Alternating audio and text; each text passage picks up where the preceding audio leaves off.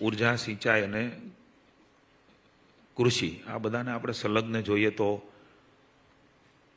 નર્મદા બંધ આ દેશની જનતાનો આભાર માનીએ, રાજ્યની જનતાનો આભાર માનીએ કે આપણા લોકલાડીલા જે તે વખતના મુખ્યમંત્રી એમને નરેન્દ્રભાઈને દેશના વડાપ્રધાન બનાવ્યા.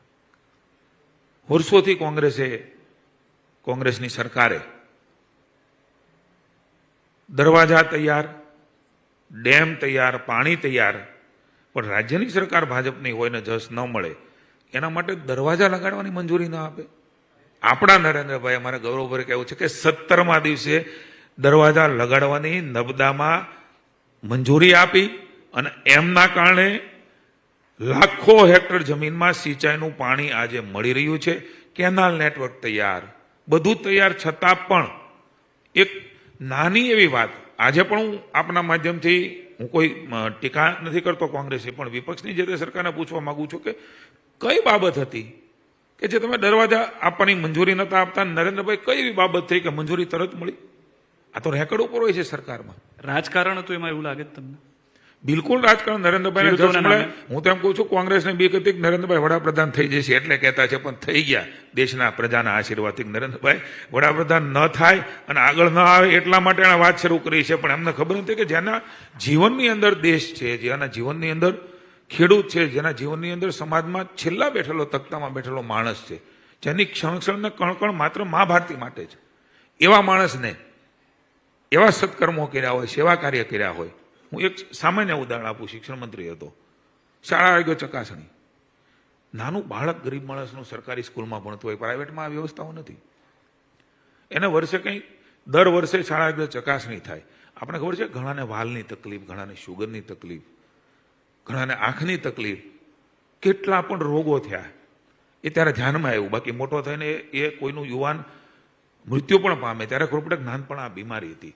નરેન્દ્રભાઈને આવા મા કાર્ડના, મા વાત્સલ્ય કાર્ડના, હવે આયુષ્યમાન ભારતના, આ પ્રકારના શિક્ષણના, કેળવણીના, ખેડૂતોના, ગરીબ માણસના, એસટી એસસી સમાજના એમને ઊંચા લાવવાના આશીર્વાદ એમણે નિર્ણયો કરીને કર્યા છે ને, એટલા માટે એ વડાપ્રધાન આજે ત્રીજી વાર થયા છે ને હજી પણ આ દેશની જનતા એના ઉપર સંપૂર્ણ ભરોસો રાખે છે. અહીંયા બીજી વાત એ પણ છે, કારણ કે આપ પણ ખેડૂત છો, ખેતી ખર્ચને લઈને થોડી સમસ્યાઓ થઈ રહી છે. સરકાર તેમાં કઈ રીતે મદદરૂપ થઈ રહી છે સહાય રૂપે? એક તો હું માહિતી પણ થોડીક લાવ્યો છું, કારણ કે મને ખબર હતી કેટલોક આ સવાલ આપનો આવવાનો છે. કિસાન સન્માન નિધિ કોઈને યાદ ન આવ્યું. માત્ર કિસાનોની વાત કરવી અને કિસાનો માટે કામ કરવું આમાં બહુ મોટું અંતર છે. પહેલી વખત સીધા જ કિસાનોના ખાતામાં સીધી રકમ નાખીને 20 હપ્તાઓમાં 3.91 લાખ કરોડની થી વધારે બેંક એકાઉન્ટમાં ચૂકવણી એ પીએમ કિસાન સન્માન નિધિમાં નરેન્દ્રભાઈએ કરી. રાજ્યના લાભાર્થીના જે રૂપિયા છે 21,086, ગુજરાતના ખેડૂતોની વાત કરું છું, આટલા સમયમાં કિસાન સન્માન નિધિ માત્ર ખેડૂતોને મદદ કરવાની. અને એમાં પણ મહત્વની વાત છે કે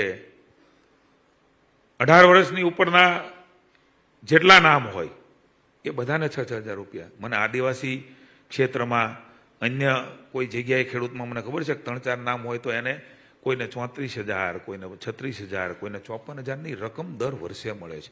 આટલું મોટું કામ એ આદરણીય નરેન્દ્રભાઈએ કર્યું. હમણાં જ 19 નવેમ્બરે 9 કરોડ ખેડૂતોને ખાતામાં 18,000 કરોડ રૂપિયા ડીબીટી મારફત, એટલે કોઈ વચેટિયા નહીં, ખેડૂતને પણ વચેટિયા તરીકે કોઈને કોઈ વિપક્ષની સરકાર વખતે એ લૂંટાતા કે હું તમારું ફોર્મ ભરી દઈશ, હું સહાય અપાવી દઈશ.